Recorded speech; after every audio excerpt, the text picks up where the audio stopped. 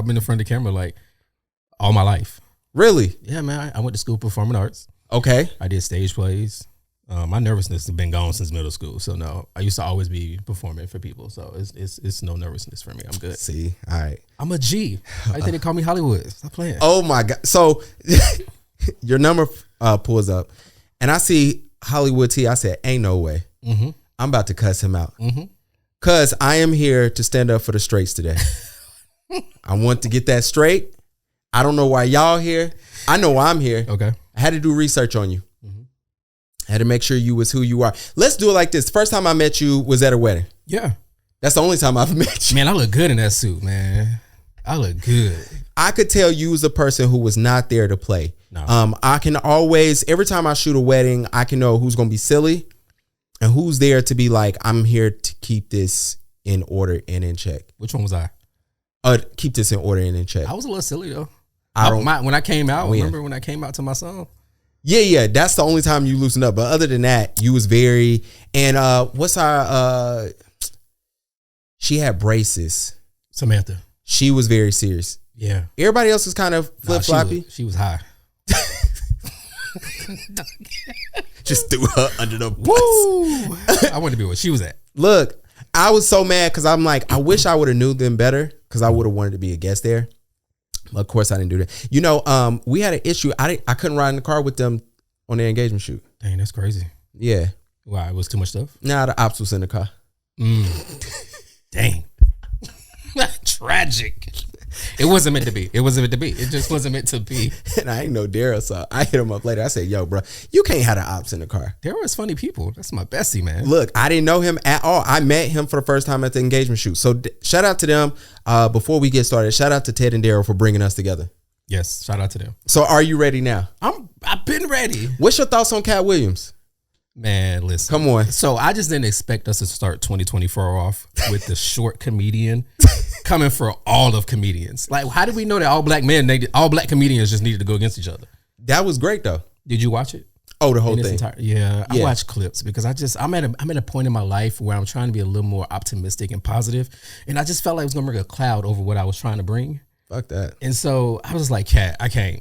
My favorite, you know, one thing I didn't like, I didn't like the strays at the wives. Yeah. Oh man, that was tough for me. And this ain't pandering on my part. Mm-hmm. I just didn't like it because, you know, I told Mike today earlier, I said, hey, when you talk about people's wives, you got to be willing to deal with what comes with that. Absolutely. And sometimes what comes with that is you don't get to keep your life.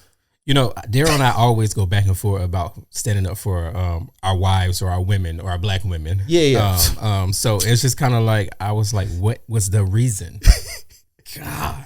What's that conversation like about standing up for black women? It's very interesting because sometimes he's more so standing up for them than I am. Okay. Because I feel like a lot of times that the black women are their biggest competitors. Like they're always coming for each other. They don't like each other. But. I mean, that's what they say. So I'm like, Daryl, but Daryl literally, he will always go up for them. And I'm literally like, no, man, like they're a headache. It's a headache because it's like they're always going at each other's throats. Yeah. You know, what they did to Simone Biles, I didn't like. Well, so about that, do you feel like it was started by her husband or was that just social media being social media? Do I want to shoot bail for black men this early in the pod? You might as well. I mean, do I think it was his fault? No. Okay. Let's go ahead. Let's take the sharp edge on. Let me get on the ledge on here. Here's my thing. I think that Ryan Clark set him up. I believe that podcasters have a unique way of lining their guests up. This is so bad being that you're a guest on this podcast. Well, I mean, hey, set me up. They set them up for clips that they know will go viral. Yeah. So I think Ryan Clark sneaking in there, hey, do you think you were the prize? And he just in talking, yeah, I always look at it like this. I felt like I was the prize for my wife. Okay. I every day I wake up. Where's this going? We all about to get beat down now. Go ahead. See, I would sell myself out for clicks and tell y'all why, but we're not going to do that. But I'll put it like this. I felt like I was a prize for her, but every morning I thank God for her. Absolutely. The things that she's done for me, no woman has ever done for me. Not my mom, not my sister, not my grandmother. I love that. Only her. And it's something to say about a woman who has no allegiance to you. Right. You know, my mom and sister would do some crazy stuff for me. Okay. My wife will too. But you know, I told my wife on her birthday, I said, yo, every time I was scared of or unsure of what to do in my career, in my life, she told me exactly what to do, having no knowledge in that field, and it was the right decision. That's kind of like what I feel like. What's our boy name who just got convicted? Oh gosh, Jonathan Major. Yes, I feel like that's what his purpose of what he was saying. He wanted his girl to be like, you know, Coretta Scott and Michelle Obama. You know, I feel like that's kind of like what you just said. Yeah, is what he wanted them to do for him. They killed him too. Yeah, and they killed Megan Good. Yeah, but you know, Megan just don't really have it good with men. I don't know. I think it's because all the movies she been in. You think about what she played in those movies. Okay, but we're not attacking her. I'm not attacking her. You aren't. I mean, I'm not either. I ain't say nothing. But I love that your wife can be that woman for you. Yeah, and that's important.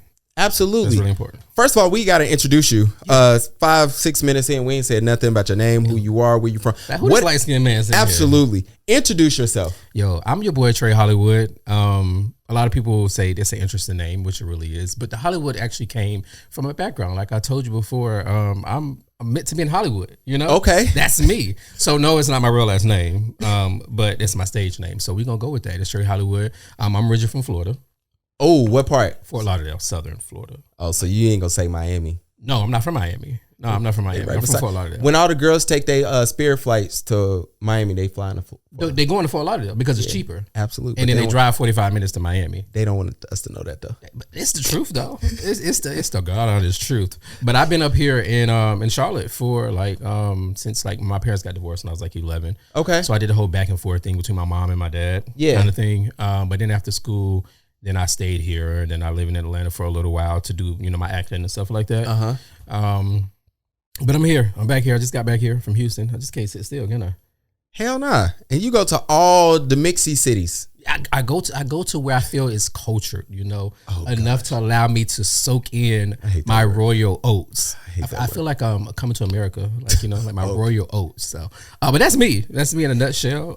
You got a podcast? I do have a podcast. Tell us about your podcast. So my podcast kind of really, I have two. Okay. In a sense, one calls a vlog because it's on YouTube. Okay. And it's kind of like a show that my friend and I, Maurice, created years ago, back in like 2014. Okay.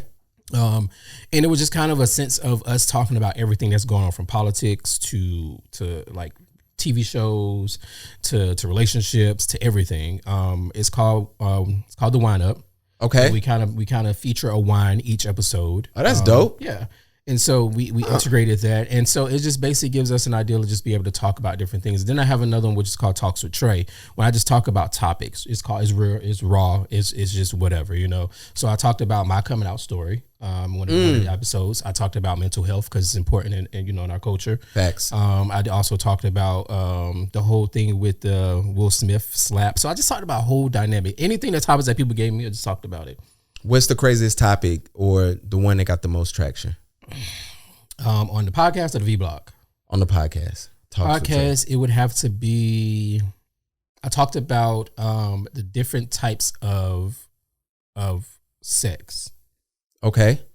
And then also the different types of relationships. So you know, you have those different type of relationships, and people just think it's all about the physical aspect, but no, it's more. Okay. So I think those probably the ones that got them more because people didn't know that I was that intellectual. You know what I'm saying? Yeah. So, yeah. Don't you love being judged? Absolutely. That's the world we live in, you know? I think that makes us more of who we are. It gives us more character because then we're able to explain ourselves more of what you think of us. So you said you had, on your podcast, you talked about coming out, yes, which is code for this podcast. You are our first gay dad on the pod. Shout outs to you. I would do hand claps. I don't know where they at. Hold on. Come on. I got you. Don't worry about it. I got to figure it out. There we go. Check me out. Shout out. Yeah. Yo, if you come on the podcast, stop touching my buttons. Y'all heard that? Yeah, please. Please don't touch. Y'all seen when he said don't ever touch a black man radio? Facts. Don't touch the please buttons. Don't touch shit. So, you have a child. Yes. Boy or girl? A girl. A girl. Sorry, I'm just lying. I'm lying. I ain't gonna start lying. It's a boy. I have a little boy. You better give me Kev. See, I had to do research. How is it being a dad? It's really exciting. It's really exciting. You know, the fun thing about it is that when the, I don't want to say opportunity, but when this was talked up about having a child, it was in my mind of where I was at that point in life. Okay. And so I was just like, is this what I want to do? And at that point in my life, I was kind of like thinking about what others would think. Okay. Being that I date men. Yeah. And so it's now where I'm at now, it's exciting because I get to see him grow. I get to see his experiences. I get to see what he wants to do. He's 12 years old. Okay then. So he about to be a teenager. Yeah. So I'm seeing him, right. I'm seeing him do TikTok videos to playing Spider-Man with me. Yeah. To, you know, to just experiencing, making me remember what I was doing when I was that age. Yeah. Let me ask you this. Was there concern with how people would think? Was it with your community or my community? Probably a bit of both. Okay. Probably a bit of both. More so probably your community. Okay. Because your community seemed to be more of the judgmental. Oh gosh. He's shooting early. Yeah. Pow pow. Y'all seem to be a little bit more judgmental when it comes to gay people raising kids. And I guess the expectation of thinking what they can do to raise a child. Ooh, I got something for you. I mean, I'm just saying. Is that not the truth? Hell nah. We gonna get there. Okay. Because I do think, all right, here's the thing. Do we become judgmental? And you know, this is what I hate doing. Mm-hmm. And I had a black woman check my ass good on this. And she got me. Good. You know when somebody gets you and you gotta just like, you gotta disappear. You contemplate deleting your comments. Yeah. But I've done that. Yeah.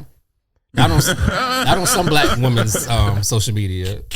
Fraud, scammer. Yeah. But what I try to do now is to understand that I don't represent the majority. Maybe I do, maybe I don't, but I have to be willing. Mm-hmm. And I hope everybody that's listening understand that this is going to be a conversation, because I think deep down we don't care. But I think that bothers y'all that we don't care about certain things. Yeah, because go ahead.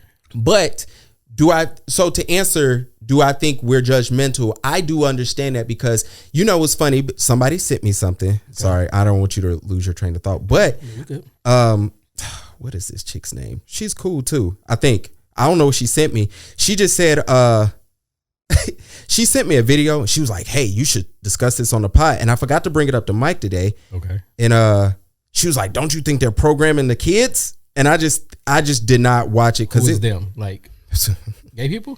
Well, me and you about to watch it together though. Okay. At least listen to it. I don't fucking know. Hold on, man. God dang it. What's her name? You know her name? Je ne sais. I don't know her name. All right, here we go. She said cancel Disney. Hold on. If y'all haven't seen the dang on Disney Plus Santa Claus and how it says we love Satan, I had to check this myself. Yes, I definitely have some big shoes to fill. Check this.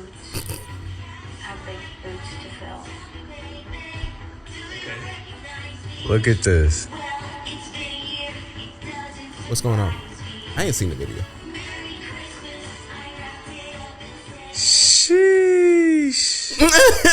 Man. Okay, now that's deep. I'm boycotting. So there's Disney like Plus. Some elves that come out. Okay. And the elves are dancing and they have signs that say "Love you, Satan." Interesting. Yeah. So, but the elves look. I don't know if it's Disney Plus Santa.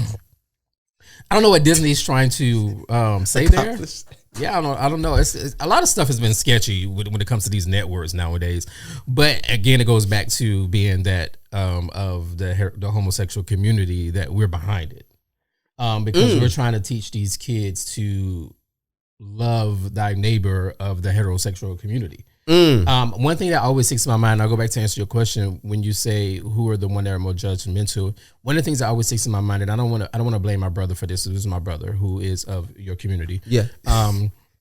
He told me this. I probably was about 17 or 16, or between 16 to 18 years old, and he said to me that he said something, and I won't say his exact words, but basically in the sense of, I'm supposed to like girls because I'm his brother. And I told him that doesn't make sense to me. Because for me, I feel like everybody's different. Whether you are of the heterosexual community and you are two different individuals, you still are different. Facts. It's about how you brought up. And one of the things, and I'll get into furthermore so about my relationship with my son and then my relationship with my dad and how it basically ran down, to where we're at. But that stuck in my mind, and that's one of the reasons why I was kind of hesitant about thinking about having kids or being a father, because of something that my brother told me when I was a teenager. Yeah. One of my favorite questions on this, and you good at this. How has your relationship with your father shaped your relationship with your son?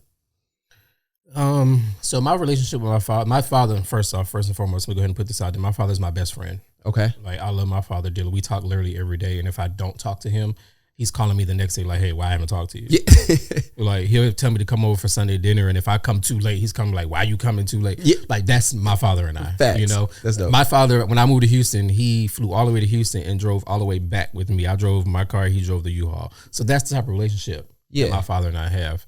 And that's the relationship I want to have with my son. I think it's important for me seeing the things that he did when I was younger, because my father, he hasn't always been the best. Yeah. Growing up in the 90s, you have a lot of different things that, our parents might or might not have done. Yeah. And those things that I saw him go through, it kind of helped me. It helped me myself say, I don't want to do this or I don't want to do that when I grow up, when I have a child, So the things that I saw him do and the things that I did not see him do that he kept from me, it kind of helped me be the man that I am now. Yeah. And a lot of people would think that, because even I meet people and they'll say to this day, well, I don't even know that you were gay. I don't even know you date men. And it's not because I'm trying to put on a facade of that I'm this or that. It's just that people carry themselves certain ways. And that's what I saw my father doing. He carried himself a certain way, and it allows me to be that to my son. I carry myself away with him. Yeah.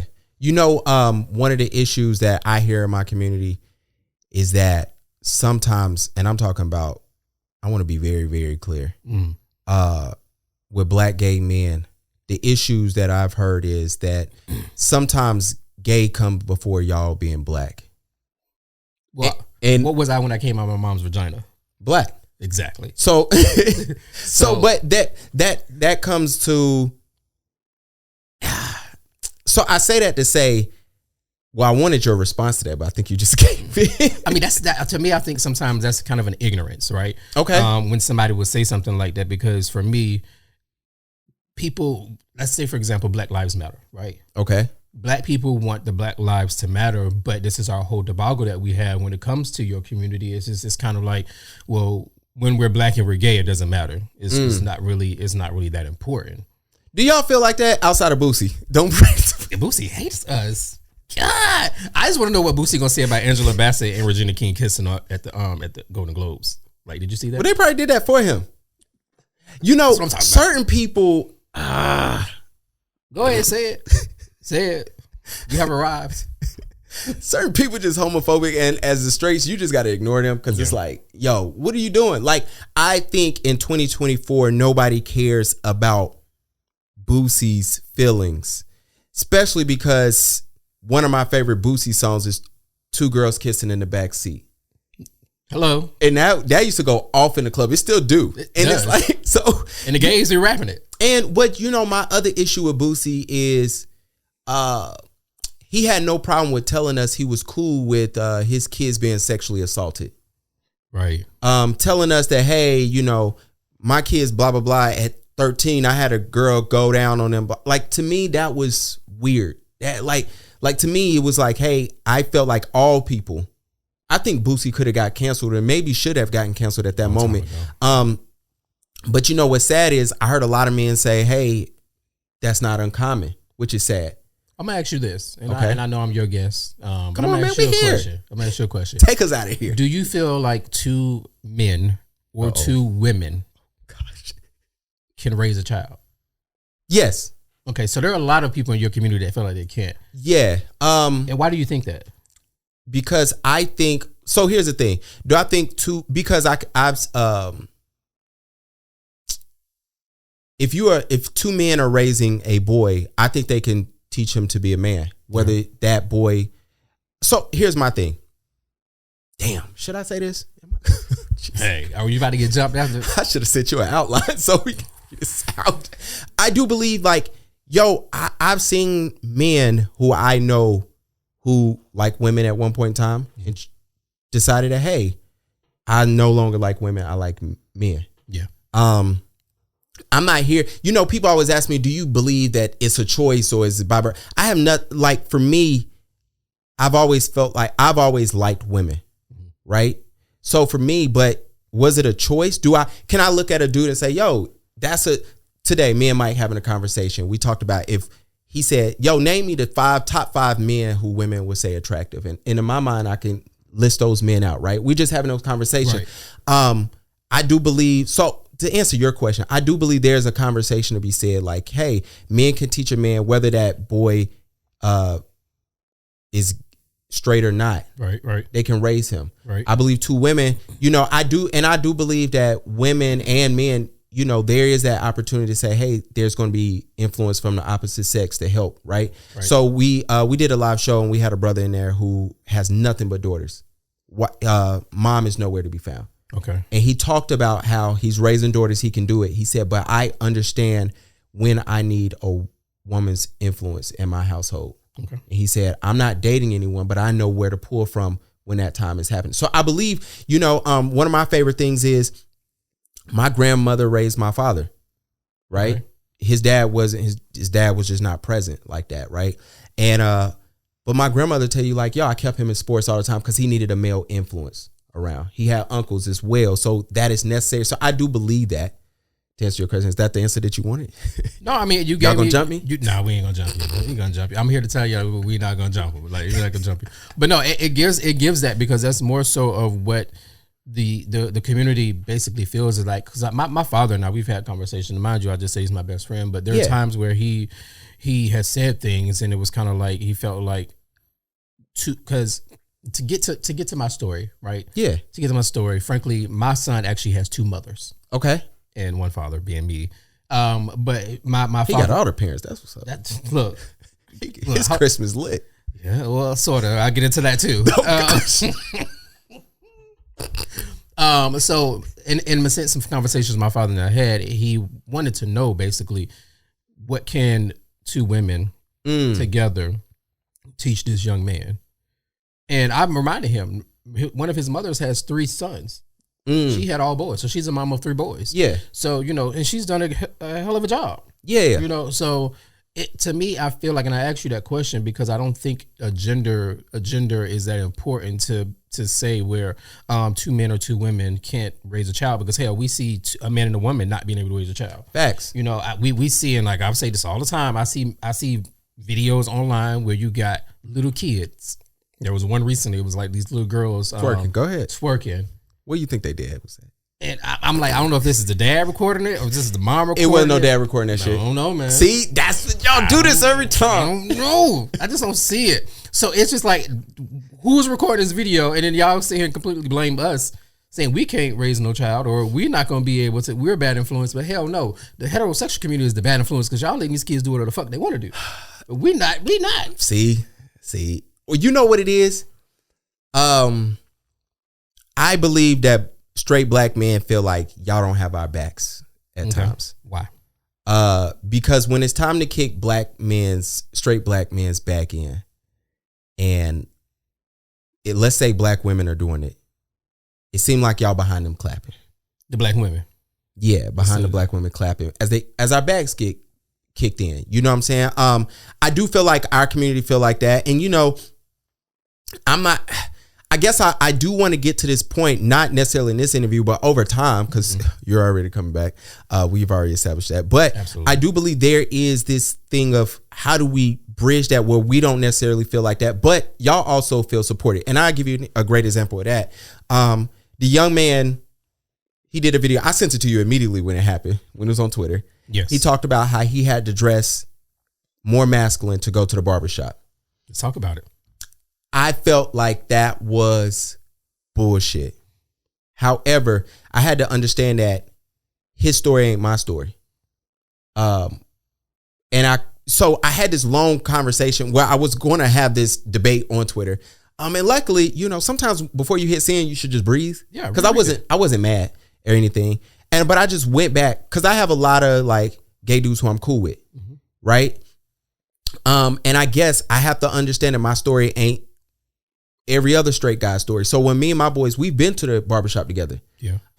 Me personally, I guess I put it like this. If I think that straight black people, men and women, have to what's the word? Code switch. Why do I think a gay man don't have to code switch?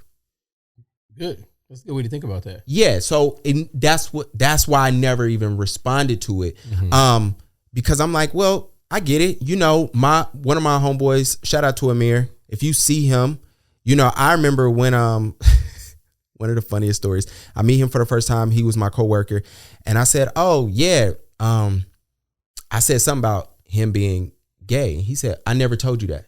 Oh, I just remember I'm like, damn, I'm about to lose my job. You're about to lose your job. Look, I'm like, yo, I'm out of here. Cause I'm like, he can go to HR and be like, yo, we're having these conversations, whatever the case may be. And he busts out laughing after like 5 minutes of him going back. What felt like 5 minutes, but it was probably like a minute. It probably was. And I apologize. And me and him always talk about that story 13 years later about like our first, and it was like literally was so disrespectful because it was like our first conversation. Oh. Right?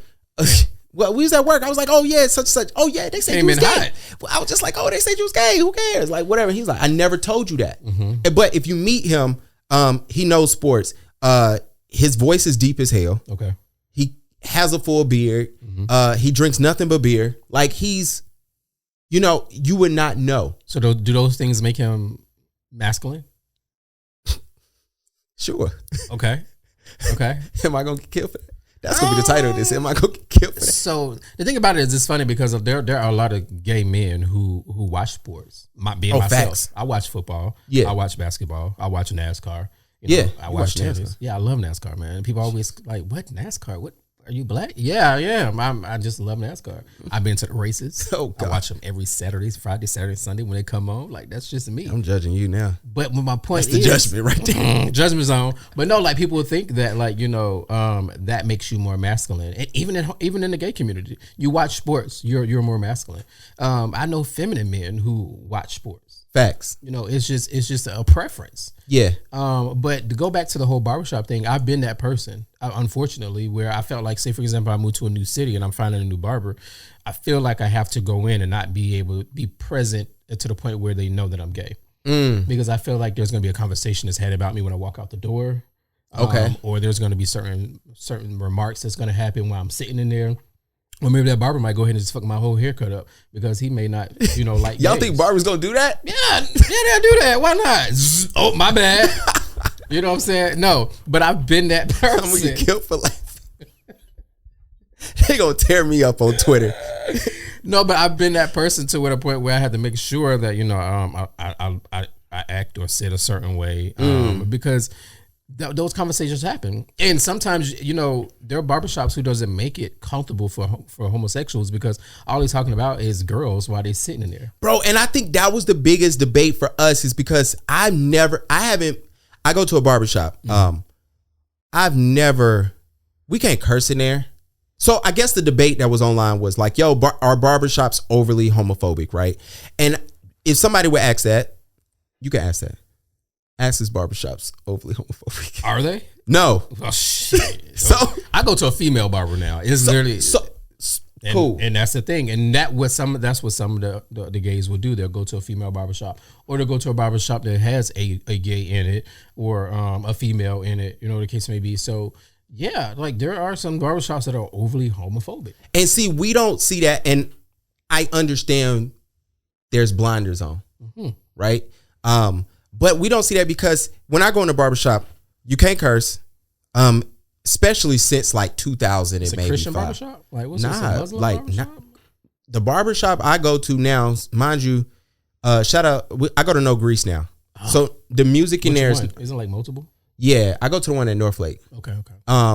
But the issue is there's no cursing. The music that plays is no cursing. They always have at least one woman on staff. Okay. And even before that, it's always sports talk in there, right? For me, I've never really been in a barbershop. It's like, oh, let's talk about women. So I got that. Now I understand that every barbershop ain't the same, but at least for me, for so long now, and me and my host had this conversation off air, of course. But one of the things I told him is like, I can understand if somebody said in the 90s, because it was certain words that you could say back then that was definitely homophobic. And now you can't say them. Right. So I was like, maybe then, but I was like, I've always seen a woman since I was a kid. It was always a woman in every barbershop I went into. So I guess I would assume that.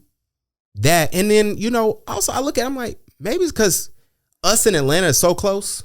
Yeah. And people migrate up here. People go down there. It's like, whatever. But I guess I just didn't see it. But like I said, once I sat down and I analyzed everything, my first thing came to my mind is, if I have to code switch, why don't they?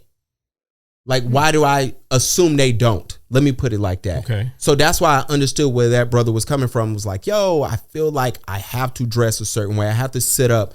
And I ain't ever, I know I laugh, but it's like, I guess if a barber was super homophobic, they would mess you up with your haircut. And you got to live with that. Now, the other thing what I did say online, I believe, please don't go check my Twitter. Go check. Was like, why can't we call out these barbershops that are homophobic? I mean, we should be able to. We should be able to call them out. We should be able to speak on the topics that they discuss in there. But the thing about it is that there has to be somebody who's bold enough to do it. And I think like that young man who had that experience where he felt like he had to do it, that is a common thing. Naturally and honestly, it is. No matter where you go, I think one of the important things is that, like for me, for example, when I moved to Houston, that was one of my battles. I'm being completely honest with you. At my old age, it was one of my battles. Think about, okay, what barbershop? Not just worried about if somebody gonna cut my hair right, but what are people? Am I gonna feel comfortable? But I was able to get to a barbershop that was actually owned by a lesbian couple. Okay, and my barber was not one of the lesbian women, but it was one of the straight guys, and a lot of his clientele were the gays. Yeah, but y'all tip well. So he was cool. He ain't messed my hair up. Well, actually, he did. Oh, but, gosh. I hope he don't watch this, but he did. He one of the ones who pulled my hairline, was starting to pull my hairline back, and I had to find a new barber. But maybe he probably wasn't fucking with me like that. Maybe that's why he was pulling my hairline back, because he, damn, I ain't even think about that until now. That's tough. Yeah, that was interesting to me. Oh, what about the Delta employee? I got all the gay questions for you today. Wait, what Delta employee? When he misgendered. Oh yeah. So the thing about it is here we go. Don't you get in trouble with your community. You are the representative for them today. I am, right? So for me, I guess so. It starts off with this fact of how you basically tell somebody to. I just don't think we should have to walk around and say I go by he, her, she, they. That's just too much. Okay. I'm trying to remember like where my kids at, where my keys at. You said. Like where my baggage at. Like I you know what I'm saying? Yeah. So I think the disrespect that comes when someone say, "Hey, I go by this," and you keep calling me what I look like. But when we find out what the person looked like, she looked like a she. Even though we know that this person maybe was born one way, but they go by this. Yeah. Because there was a picture that came out when we saw what she looked like, and she looked like a she. Yeah. So that Delta employee was just being a dick. Excuse my language. But I think y'all came for him like 3 days later. Social media is an interesting place. There was a video that came out recently about a young man who it was a TikTok video where it's like this tall. I don't know if you saw it. It's tall, slinky guy. He was like, if I walk past you like this. Oh, I was gonna get to him. You jumping? Oh, my bad. Go ahead. Because y'all tore him up. I mean, that was not fair. So the gays tore him up at first, right? But now they're seeing more videos as he's posting more TikTok, and now they're loving him because he done took pictures and videos with shirts off, and that just ain't me. I don't really care about all that. Like that shit is just over. Like for what? So now they're going up for him. He's a TikTok sensation overnight. Look, the gays do a lot. Y'all do, but it's cool. I don't have no problem with it. I think it's funny. I'm cool with it. But the whole thing of sometimes when you meet someone who might if you don't know how to label them, it is like that moment of like, oh shit, what am I supposed to do? I remember when I was a child. Off Betty's Ford, there was this gas station that's right beside the Bank of America in front of House of Prayer. Betty's Ford. Yeah. It's the streets. I was outside. The hood. So there was this is early. We talking like 90s. Okay. This person, shout out to them. They are amazing, whoever they are, because I'm talking about cross-dressing in the 90s every day. Like makeup, hair done. And I remember being a child, a little boy, and not knowing. And I called them sir and ma'am. I said sir, and I was like, I'm so sorry, ma'am. And then I was like, but sir, I just grabbed everything for my mom and just ran back outside. And I remember telling my mom I did not know what to call it. But mind you, this is the 90s. It's not really, and it's like, it is one of those things where it's like, hey, I wish it was like, hey, what do you want to be referred to as? But sometimes you don't get that opportunity, right? So you make assumptions, and sometimes it's like, and I'm separating y'all from the other gays. Okay. I'm gonna have to. Okay. I'm talking about the black gays. Okay. Because there is a difference. There's a difference. Y'all got two different prides. Yeah, we do. Yeah. Like, why we got so many? Unity, my ass. We got black pride, gay. We got black gay pride, white gay pride. Be one pride. Nah, y'all got your own thing. And then there's also other prides because they be going down to Atlanta for Martin Luther King weekend. Like that's what they're gonna be this weekend. But I know a model who refers to is they, them, there, right? But they only fight for LGBTQ rights and women rights.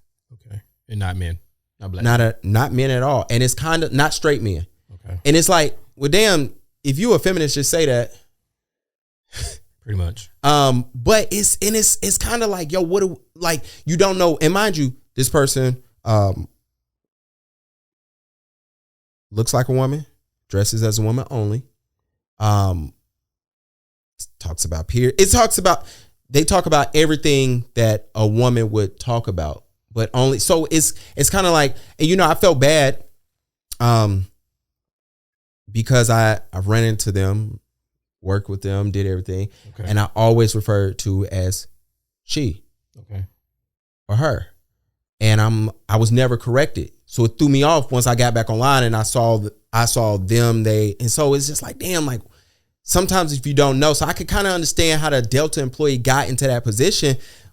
And then it's just like, yo, I wonder if he saw like, yo, I'm being recorded. Like, let me just shut this down as quick as possible. So it was just an interesting thing. And I feel like we probably didn't even see all of it. Oh, facts. I feel like we didn't get to see everything maybe from the beginning because it may have been a bit of confusion.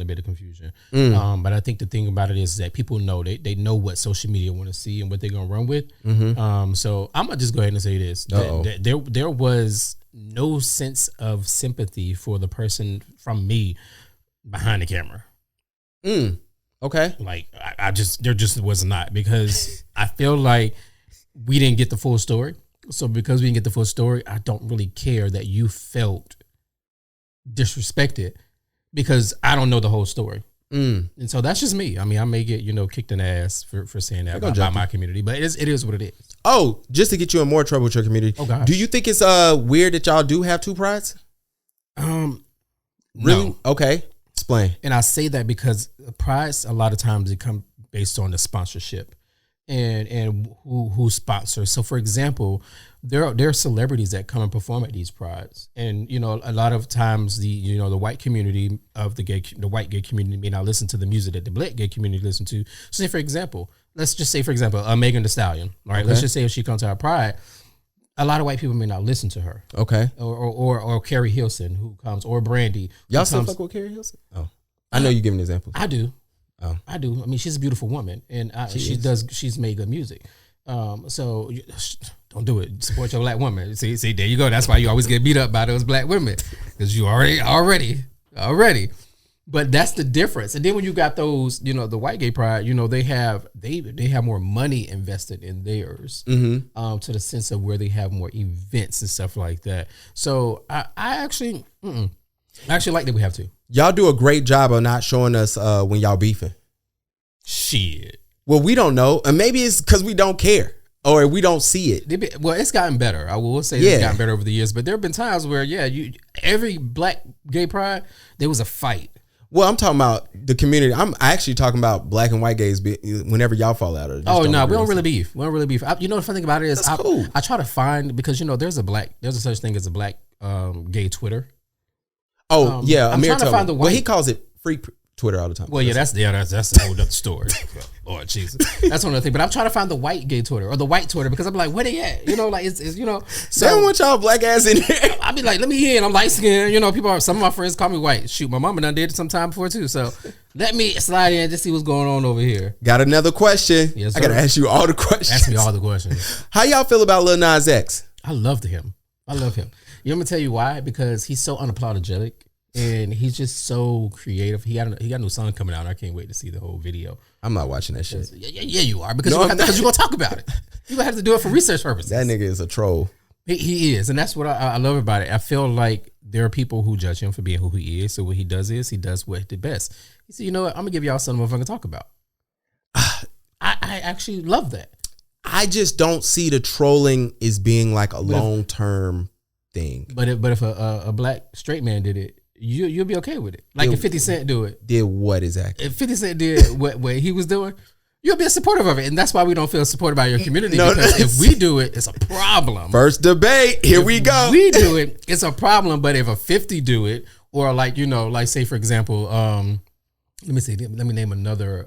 Come on, give me somebody. Who is another? I don't know. I feel like all the women are taking over your community in the rap game. Who's a black rapper that's doing something in your community right now other than nobody that I know of? What? Honestly. The biggest rappers in the game are all men. So shout out to my Lil Nas and my Saucy Santana, who are doing what they doing. We could talk on Saucy and DJ Academics, but hold on, give me a second, because I got all the debates now. My problem with Lil Nas X is he was never a musician. What? Hold on. He's a Grammy Award winning artist. We're gonna get there. That doesn't make him a musician? Well, no, when I say it like that is like he made the song being funny and it took off.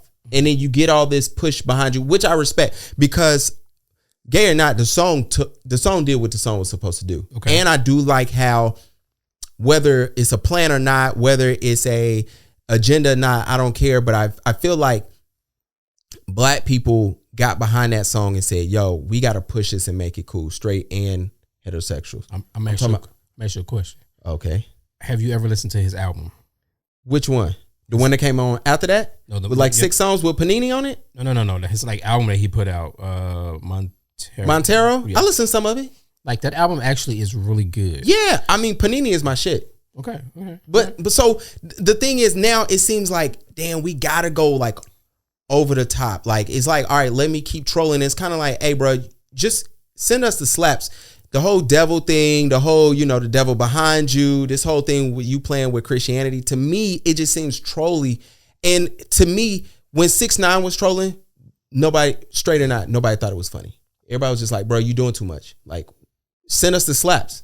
And 6ix9ine had slaps. And it was just like, I know how you feel, but it's like, yo, what are we doing? So it's like, and I guess, we had this conversation on the pod earlier today. It's like, Lil Nas X is getting this trolling Christianity thing off. Mm-hmm. He wouldn't do it with Islam. He wouldn't do it. He wouldn't go to another country and say, hey, the number one religion in your country, I'm going to play with y'all right quick. You know, the crazy thing about it is that I feel like, and I could be completely wrong, but I feel like his new song and how he's playing, we think that he's playing with it. Mm-hmm. I feel like it's going to be completely opposite. Okay. I feel like this is just a reason. I think it's just a point of him trying to get people to like see it or listen to it. Yeah. But I think it's gonna be the completely opposite. And I don't think he's gonna be.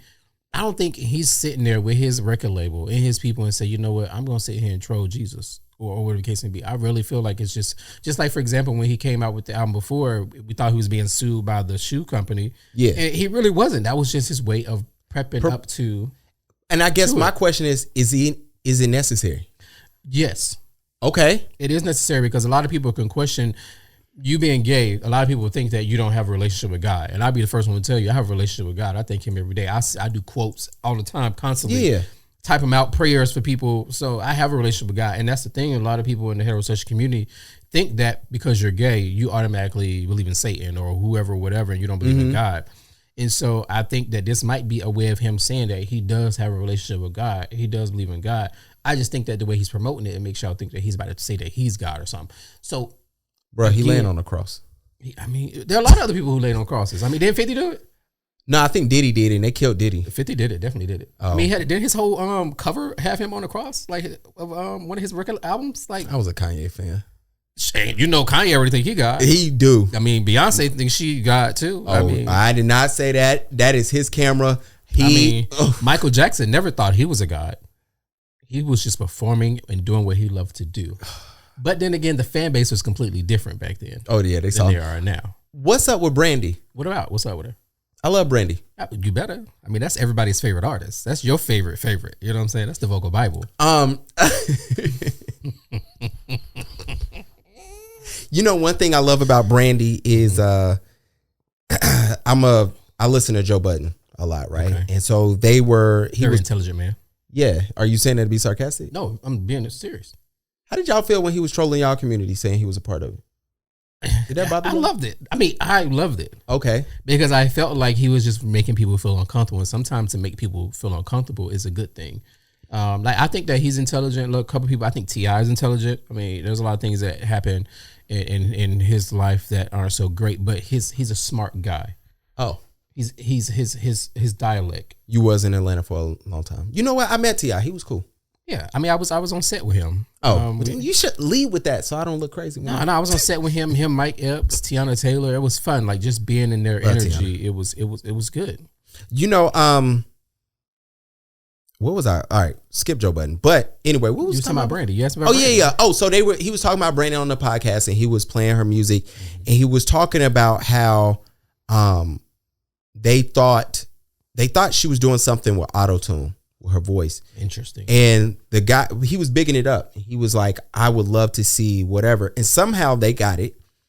And his engineer said, no, Brandy layered her shit so well that this picks up as auto-tune, but it's actually just her voice. But they were praising her before, but they were like, yo, I wonder how much auto-tune or whatever. And they realized that she wasn't. But since then, you know, to hear him talk about music, because he's very versed in it, no matter what we say about his career, very high praise. And I always, full moon my shit. Yeah. So the thing about it is that people don't know, like, if you don't really follow Brandy in the process of her making her music, like, of course she takes a long time to make albums. She'll take breaks, but in the time she's finding her voice of how she want to sound. Because if you listen to her music, if you actually listen to every album Brandy has put out, from Brandy to her Christmas with Brandy to the most recent album, where her voice has grown. Mm-hmm. And like she did a recent interview where they talked about, when you're going to be put out a new album, and she was like, she even said, my voice is doing this weird thing where it's changing, and she's so articulate. She's just so certain ways with her voice, where when they talk about how she layered, Brandy will say, hey, run that back. I want to do it over. Yeah. Because she layers. Yeah. And that wasn't something that a lot of people do. They still. And so they study her and the things that she do. And that's why, I keep telling y'all, people who judge her and talk about she's not the vocal Bible, that name came from not the fans. We just ran with it. It came from a celebrity. The first person who called her the vocal Bible was Missy Elliott. I mean, her album Full Moon was called the R&B gospel, the gospel R&B, or whatever the case may be. And so that's where the vocal Bible came from. Not saying she's a god, but what do we do with the Bible? We study it, right? Facts. And that's what people do with her voice. And that's why she's called the vocal Bible, because they study her voice, her arrangements. I didn't know. I was supposed to send you an outline. Okay. Never got to do that. It's okay. Life happens. Life happens. I've been crazy busy. However, I did look up some questions. They say do not ask a gay dad. Okay. But you're going to ask me, though. I'm going to want you to. I am here to ask these questions. Ask me the question. Because these shits is great. A couple of these I'm not going to ask because it's like, yo, it's stupid. Okay. One being, I'll give you a stupid one. Okay. Aren't you worried that your child will be bullied? I don't know if y'all know it. They pick on all kids in school. Yeah, they do. They do. These kids mean as shit. So which one of y'all is the mom? I think that's just ignorant. Which one's the mom? Which one's the dad? I think that's ignorant. Well, so the funny thing, I'm going to answer that in a sense of, like, for example, I told you my son has two moms. Okay. So he calls them one mom and one mama. And so there's a difference of having that, that name. And when you have that, some when it's two dads, I've seen it where it's like it's dad or daddy or pops, you know what I'm saying? Yeah. Something like that. So, can straight men call women studs? Sorry, I gotta ask you all these questions. Can straight men call? Or are you the wrong person to ask that? Can straight men use the term stud when they're talking like in reference to somebody, never to their face? So the thing about it is that I've been in situations where I've seen a lesbian not like to be called a lesbian or not like to be called a stud, and I guess it goes back to the he, she, they, all that thing. Like, what do you want to be called? But I think that is an actual preference of what it is, because back in the day, growing up, that's how we knew a stud in a film. Yeah, that was how you call the preference. Or when it comes to two gays, you got a top and a bottom. Yeah, so that's how you know whatever. And that go back to your question, like who's the mom and the dad? Lord, TD Jakes, man. I got questions for you. TD Jakes, man. He ain't my type. Man, I'm just saying. He ain't my type. I'll tell you who is, but it ain't him. I do not have a jacket on. This is what happens when people touch your stuff. We was talking about TD Jakes. Let's run it back. And your questions too. Oh, my questions. Yeah. I got questions. But yeah, no, TD Jakes. That was wild. I mean, what does your community feel about that? We don't believe it, but it's not because he's straight. It's just because, like I told some man of God. That's why. No, they freaks. Oh, okay, they hoes. Okay. I don't believe Diddy would say, "Yo, TD Jakes gonna light this thing up. He gonna make the sex party go wild." Never know. Do you think that TD Jakes makes the sex party go wild? I mean, no. You just never know. You never know what people are capable of. Shit, I think Diddy already got the party going wild. Exactly. So he don't need TD Jakes. I could see like, never mind. Let me shut up. No. But y'all started calling me suspect because like I could see why Kevin Hart was like, not Kevin Hart. Katt Williams was like, I had to tell Diddy no. I could see Diddy being like, yo, let me just see. Can we try him?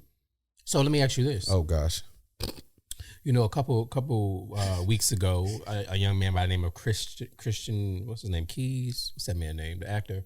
Yeah, I know you're talking about. He came out basically saying that he was approached by a billionaire celebrity. I mean, we still don't know, which pisses me off. But do you think it's your boy Diddy?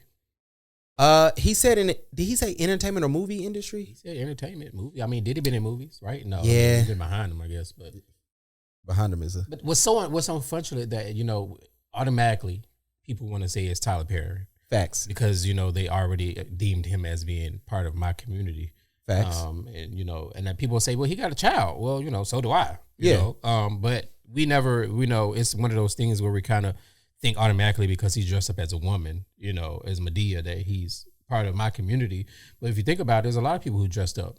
Jamie Foxx, Martin Lawrence, Eddie Murphy. You heard what Katt said? They all dressed up, but that doesn't make them part of me. So I was just wondering, absolutely. Did you think it would? I think it's Diddy. I think knowing what we know now, yes. I do think it's two things. I hate when the women do it, and I came on this podcast and said I hate that he did it. Mm-hmm. I don't like when you don't put a name on the bullet that you're shooting. Right, absolutely. And the reason why I feel like that is because you don't know how many victims you're, I don't want to say creating, right, but you're not making aware of what's going on, right? I always go back to years, you weren't in this state, I don't believe, but there was a photographer who was a predator, right? And he was, it took one young lady, and shout out to her, I ran into her a month ago, and I hadn't spoken to her in probably about 5-6 years. But it was tough, man, because she was the one who came out, and she came out one day. She said, hey, he sexually assaulted me. And by the end of that day, 13 other women came out. And I understood hey, I was scared, or I didn't want to be first. I get that mentality, but I do also say, hey, damn, at what cost do we, like, somebody got to stand up, right? Yeah. And I get the victim part. And I don't want to sound inconsiderate, but I do, with this brother, he wasn't sexually assaulted. He said somebody tried him. Mm-hmm. And it's like, dude, put a name on that, because somebody who's not as strong as you is going to go speak to this man or hang around him. And when they say, hey, come in my office and read this script, blah, blah, blah, you gotta like maybe you'll give them a heads up like, hey, bro, don't do that. Because not some people, you never know what some people are willing to do or how naive some people are. Like it's sad, you know. I always think now when I shoot with people, especially young ladies, I always ask them like, yo, why didn't you bring nobody with you? Yeah, not because of me, because I already know what I'm there to do. I'm there to shoot. I'm there to get paid. I'm going home. Shoot a shot. But I always look, it's like some dudes out here, they be on some creep shit. And you gotta, you know, whatever. And sometimes I tell people, depending on what, I put it like this. My first couple of boudoir shoots, lingerie shoots, my wife was there. Because some of these chicks are, they wild too. Yeah, definitely. They'll try something. I had a young lady who I had to tell, like, never write me again in DMs. Why? Because she asked me a couple of inappropriate questions, and next thing you know, I saw her box in my DMs. And I was like, yo, what are you doing? Wow. And I said, yo, I'm married with a kid. Like, my wife is all over my page. That's like, a lot of times what your community do, though. That's what your people do.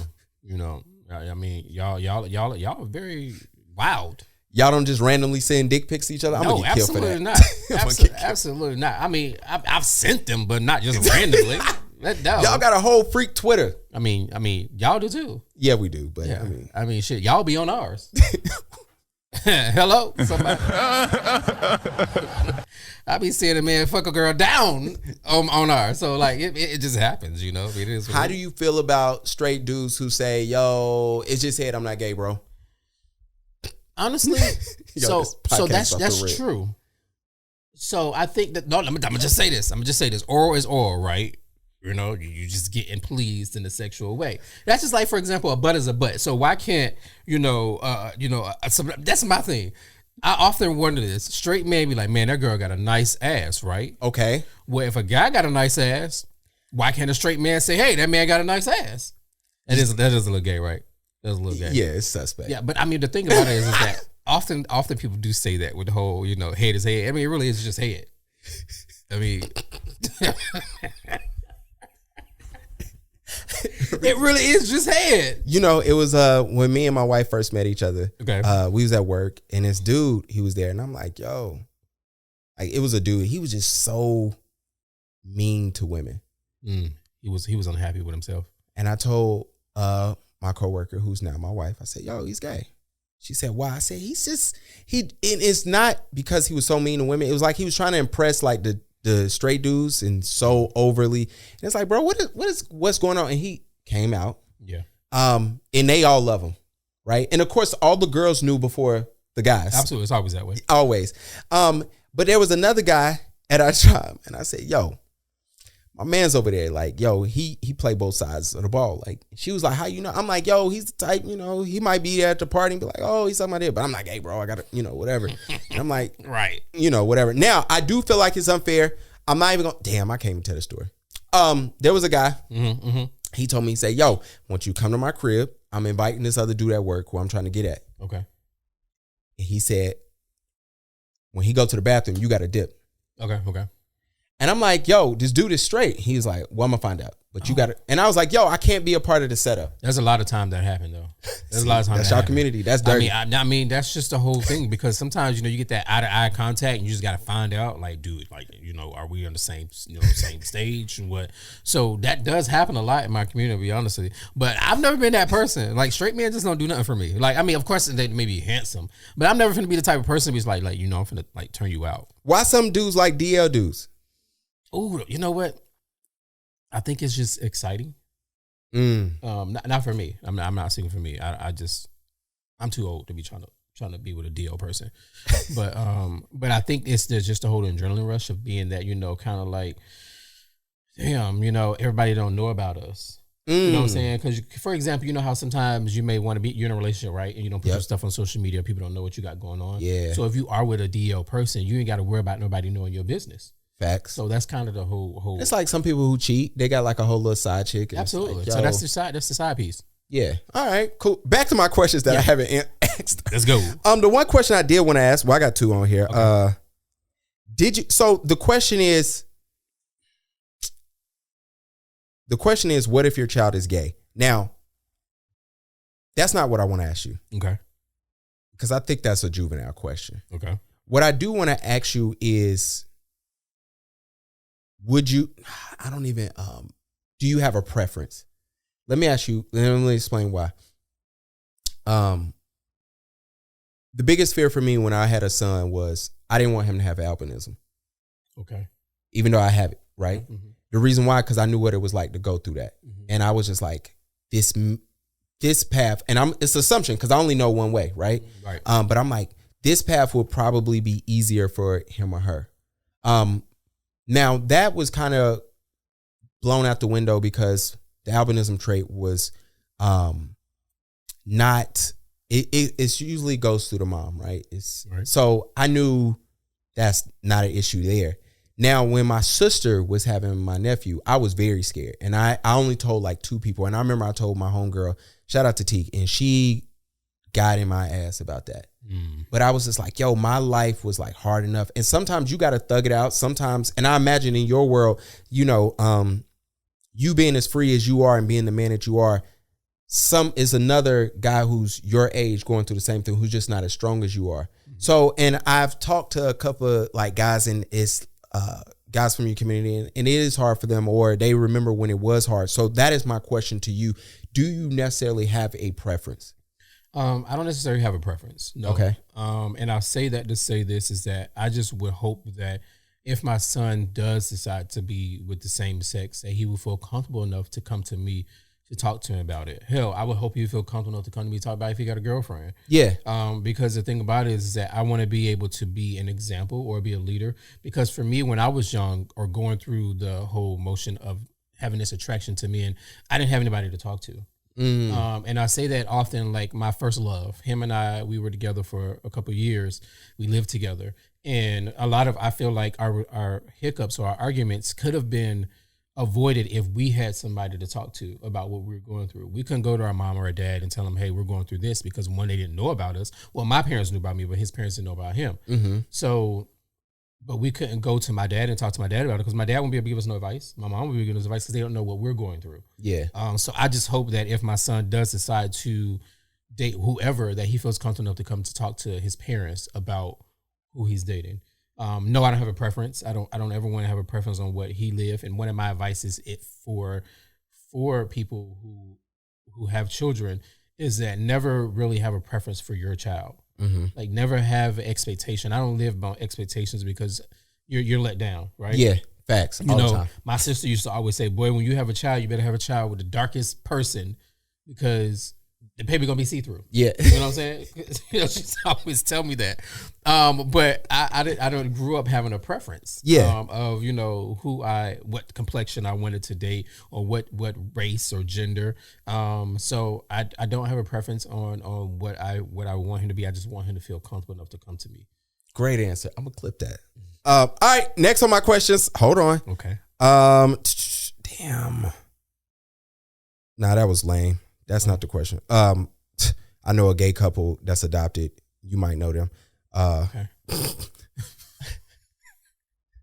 You know, me and Amir had a conversation one time, and he was like, yo, I hate when people know the one other gay person they know. They be like, oh, y'all should meet and hang out. And I'm like, yo, that's so fucking corny. I get that a lot. Yeah, that's so corny. I get that a lot. That's corny as shit. Damn. Like people will tell me, like, I think that, you know, you and my gay friend should meet. Why? Because you think we'll be good friends together, a good couple? Like, yeah, that happens often. No, look, y'all just both are good people. Like, y'all, you know, good people don't always mesh well together. Facts. That don't mean that we're gonna mesh well together. Yeah. It might be good to you, and I might be good to you, but we may not be good together. You know what I'm saying? It's one of those weird things. Are y'all gonna accept Dwight Howard? Back to my tough questions. Calling you to the floor. Dwight Howard has always been an exceptional basketball player. So I'm going to accept him in whatever he wants. My thing about that whole situation, what pissed me off, and this is what pisses me off about a lot of people, whether it's the heterosexual or the homosexual, is that when you just learn to just shut your fucking mouth. Like, why do you have to put people on blast? Like, if you got into a situation with someone, where okay, I'm gonna go all the way back to the whole Bill Cosby situation, and this may get me dragged, right? I feel like with that situation or any other situation, you knew what you were going into. Mm-hmm. And when I say that with the whole Bill Cosby situation, is that Go ahead. People hold off on providing information, right, on what happened to them years ago. Oh yeah, because they automatically use this whole thing of I wasn't ready, or it took a while to like get it out because I was afraid. No, that's honestly, I just feel like that's not always the case. Like for example, you have so many people. I've seen so many stories in the past 2 years, facts, where so many people have been sexually assaulted by people 18 years ago. Yeah, I didn't really like even the New York thing. Yeah. I think it was one of them things where they started pushing stuff out at the end. But if we would have known from the get-go, like, hey, this has been going, like if it was promoted the whole time, like, hey, the last year you could file cases and this is the deadline because we're raising the statute of limitation, I think it would have went over well. But I do think like to me, that was tough. Like, you have somebody saying that, hey, Jamie Foxx sexually assaulted me in a hallway at a restaurant 8 years ago. It's like, how's Jamie Foxx supposed to, remember what happened? But then it comes out like, oh, this person has this case dismissed 6 other times. It's right. Like, God dang, what are we doing? Right. Before we get out of here. I messed up your questions. I'm sorry. No. All the other questions was whack, man. Yeah, like one of the other question I really wanted to ask you, you already answered it. It was the do you think that your child would need a female influence around? Remember we was talking about can two dads or two moms raise a kid of same sex or the opposite sex, whatever. I think we already handled that. Just to add on to that. So for me, for example, I'm gonna say this. So I'm gonna give a little bit of my story with my son. Okay. Right. So my son's mother, I was never in a relationship with her. Okay. Just to give you a whole background he's 12 years old, about 14 years ago. I went to high school with one of his mothers. Shout out to the both of them. Shout out. They came to me and said, hey, T, I want you to help us conceive a child. Because they wanted to have a daughter. Because mind you, I said one of them already had 2 sons. Yeah. They wanted to have a daughter. Well, the way my family tree works, my bloodline, the way we work is that we always have a boy first. Okay. I didn't really know that honestly until like that happened. But like when I did the whole tree, I was like, well, damn, my mom had a boy, a girl, a boy. My grandparents had a boy, a girl, a boy. Yeah. Her parents had a boy, a girl, a boy. Yeah. So my second child would be a girl. Yeah. My sister even had a boy, a girl, a boy. Yeah. So it's just like, that kind of messed up. But when it came to me, I was kind of like, it came to me in a sense, and just to give you a whole background story is that I was basically providing them with a child. They were married. Yeah. They're no longer married this time. They're still friends, but they wanted me to help them have a child. So I got to the point where I was like, do I want to do this? Because yes, it's going to be my child, but technically it's not my child. I understand. You know what I'm saying? Absolutely. And so I prayed about it. It took about a year. And then what I did was, of course, I went and got tested, because of course you want to always provide those results no matter what community you're in. Absolutely. And so I went and I did that and I provided the results, and then we went from there. Of course, throughout the years, he knew who I was, as he got older. But then it got to a point where he's probably about 8 years old. That's when they start, getting friends. Yep. And I remember the whole story. He went to one of his mothers and he was like, hey, my friends talk about, their mom and their dad and this and this and that. And I kind of want to know who my dad is. Yeah. And that's when they told him, and it was like, he wanted to know me more. He had more questions he wanted to ask me. And that's when I basically sat down with him and allowed him to ask me any question he had to ask me. His questions were among of, do I have any other kids? My favorite color? What I like to do? Just all those things. He's a very smart kid. Yeah. And I think that's what made me appreciate fatherhood more, because he's not an ordinary kid. And when I say that, y'all, I say that because he likes to build. Yeah. First. So like when the first time we sat down, he wanted to build a bumblebee, the Transformers. Yeah. Out of a cardboard box. Yeah. Oh. Now mind you, I love cars. Yeah. But I don't know how to build shit. You ain't crafty. No, I put some model cars together, but not out of a cardboard box. Yeah. Grandfather didn't teach me that. He taught me to put some cars together. He taught me how to work on cars, but not to build out of a box. So we started getting our relationship, and it just blossomed from there. You know, even to the point where, like I said, we play Spider-Man together. Yeah. He reached out to me. Y'all got the Miles Morales one? Yes, I have. I have both. I about to say. Yeah, I was going to judge you. Yeah, no, I got it. But that's the thing. He reached out to me. He's like, hey, have you heard about the new Spider-Man? I was like, yeah, I got it. He was like, really? He's like, I was going to buy it for you.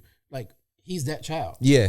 Like, that's dope. He wanted to buy it for me rather than I'm supposed to be buying it for him. Yeah. You know? And so I love that we have that relationship, and we've grown to that. You know, we're going at his pace. That's what me and his mother's decided. We're going at his pace, the way he wanted to grow his relationship with me, and so that's where we're at. He spent the holidays with me, Thanksgiving and Christmas. That's dope. One of his mothers does not celebrate like the holidays. I understand. Earlier. So he spent the holidays with me. This is actually the first time he actually spent both holidays with me and my family. Yeah, that's so dope. He got to hang out with his cousins on my side of the family. So I loved it. That's amazing. Do you have what is a dad tip that you can just give to fathers out there? Whether your community, my community, or both, like anything. And I know we talk about this. Oh, by the way, this is called the Playbook, by the way. Is this the intro? Playbook. Boom, boom, boom. Boom, boom, boom, but, and we love to do just tips to parents or just dads, especially dads, of course, but just to give them some help or insight, because there is somebody, maybe it's a father who's thinking about doing what you did. You know what I'm saying? Because I look at some of my boys and their thing is like, they want to have a kid. Mm-hmm. And, you know, one thing I think a lot of people, especially my community, don't understand like how hard it is for gay black men to have children. It is. It's an unfair disadvantage that they have. And I don't think people know that because nobody talks about it. As far as, adoption. First of all, it's hard for men. Then we can get into the men of color, and then it's just like even harder. And a lot of people don't have that opportunity where you had, where, whatever, where it was like, hey, you're approached and say, hey, would you mind doing this? I have women who tell me they have my child. I mean, when you're T Hollywood, you get that. But y'all need to go to the sperm banks and drop off. Nah, man. It's like could you imagine having your child having so many of your kids running around? You don't even know. They said, I know. They said that like black men have the lowest amount, and like the weight for black male sperm is so low. But you know what? I always tell people, I said, despite what people think, a lot of black men want to be married or be with a person. And, sometimes that is that. And then, like you said, like it's tough running around like, I wonder how many times they reproduce this shit. Right. For $50, y'all gotta raise the price. How much they get paid? I don't know. Start charging higher than that. $500. Yeah. $500 around here. A drop. Listen, $500 around here. But no, but a tip. So I got an advice and a tip. Okay. My advice for your community. Okay. For your community is to just be more educated. Okay. On what we go through. And when I say that, don't think that there's this whole facade that all gay men, all that we do is bend over, right? Okay. So when I say that is that we don't know how to be a provider to a black kid.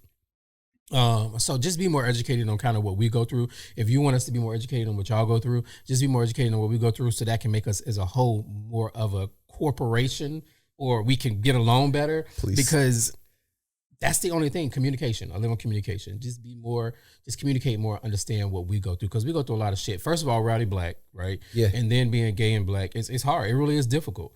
And I ain't trying to be like, I don't want no sympathy, but I just really want y'all to understand that it is a difference. Yeah. When it comes to having certain things. And then my tip would be, I had one. You ain't gonna help the dads at all. No. Okay. My tip, really, honestly, is to, if you are a father, if you are a black father, right? Mm-hmm. Don't accept what your child and who your child is, because at the end of the day, you know how when parents will say, "Do you want a girl or a boy?" And what do people always say? Well, I just want a healthy child. Facts. Right. So if you have a healthy child, and support your child on whatever life preferences they have. Okay. I give you an example. For me, when I was with a female before I was with a male. Yeah. You know what I'm saying? And I had to find out what I wanted to be with. Yeah. Who I wanted to grow old with. And be more accepting to that rather than being less accepting, and stop thinking that you're the reason that your child, girl or boy, is gay. Because oftentimes, like, my father asked me, did I do anything? Was there something I did? My mama asked me, no, that's not something to you. My tip for y'all is, if you are a black man or a black woman, honestly, with a gay child, and in this community as black people, we often turn our children away if they're gay. That happens less in the white community. Okay. They're more accepting. And so my tip is to be more accepting and don't turn your child away, because for me, I didn't tell my parents so I knew I was financially able to take care of myself, just in case they kicked me out. Yeah. And so don't be that parent. Don't be that person to think that it's all about you and that you're the reason that your child dates the same sex. That's not the case. Stop it. Amazing. Y'all, I want to thank you for coming on. Sorry for my lack of communication. I'm a dad. I mean, hey, it happens. I didn't want you to think I was ducking you. Nah. I answered your questions today, man. Yeah, you did. Even though y'all don't support us. But wow, that's crazy. I'm here. I have arrived. Are you going to come back on? Absolutely. I would love to be here more often. Yeah, I had to beg you to come here. Look, I had to beg. See, the lies they tell. I had to send like multiple messages. Look, I had to send like a birth certificate for my child. I had to confirm. Because I was like, yo, what if he get on here and he'd be like, I'm here, nigga, I ain't got no kids. Nah, the thing about it is, I think that it's important for us to have different dynamics. Facts. And so that's why, for me, I wanted to bring myself and what I think about different topics about being a parent, because you may be able to provide me with some stuff. Yeah. I may be able to provide you with some stuff. We may be able to provide them with stuff, So that's why I definitely wanted to come. I definitely want to come back. Whenever you want me, just let me know. Absolutely. We're planning. We'll make this happen again. Tell them how they can find you, where to look up your podcast. Give them all the information. Okay. My Instagram is, so I'm gonna break this down. So I'm gonna actually tell you what my social media name came from. It's _guy_Trey. So a lot of times when I was out, people would come up to me and be like, are you that guy Trey? Huh. Okay. And I'm like, yeah, that's me. And so I said, you know what, let me change my Instagram name, my Twitter name. So it's that, which is THAT_guy_Trey. My name Trey is spelled a little different because I'm different. Absolutely. It's TREI. So that's me. My show is on YouTube, which is The Wine Up. So if you actually just go on YouTube and search The Wine Up, you should be able to find me. Or if you just type in Trey Hollywood on there, it should actually come up as well. And on Apple Podcasts as well. Talks with Trey. That's me. What's your favorite wine? You better not say Moscato. I'll knock all these microphones. No, I'm a red wine. I like sweet wine. So there's one, and my friends always pick at me. It's like a Carolina Red. Carolina Red wine. But I'm trying to expand my wine preferences because people want me to get into the dry wine more. Yeah. But I'm not really a dry wine because we got to get you a sponsorship. We get you. Hey. Next time I have a bottle of wine for you. I got you. Let's go. Let's do it. My wife loves wine, so I have her to wine pick is out. good. Yeah. Wine is good and it helps you sleep good too. And don't drink some wine on a rainy night too. Ooh, that's gonna be the best sleep. I love champagne. Champagne's good. Yeah, it gives you a headache, but you gotta drink water behind it. I'm getting more or less of liquor. Yeah, I gotta cut that out. Yeah, people don't understand like that. It does your body a certain way. Yeah, you feel tired. I'm not drinking tonight. I drank a lot last night. Gotcha. Because I went to the game. Y'all see, I ain't get no invite. That's crazy. Light skin people supposed to stay together, man. Like that's crazy. I'm dark skin. I've said that plenty of times. I don't know why nobody understands that on the internet. See, Kodak Black over here. Wow, like your mic, huh? Yeah, come on, man. Dark as the mic. Come on, y'all know where we at with it. All right, we're gonna have you back on. I want to thank y'all for listening and tuning in. Please leave your comments, ideas. Y'all know what's going on, man. Yeah. Follow us. I don't really have an outro for this, but thank you. Yeah. And with that, we're gonna holler at y'all next time.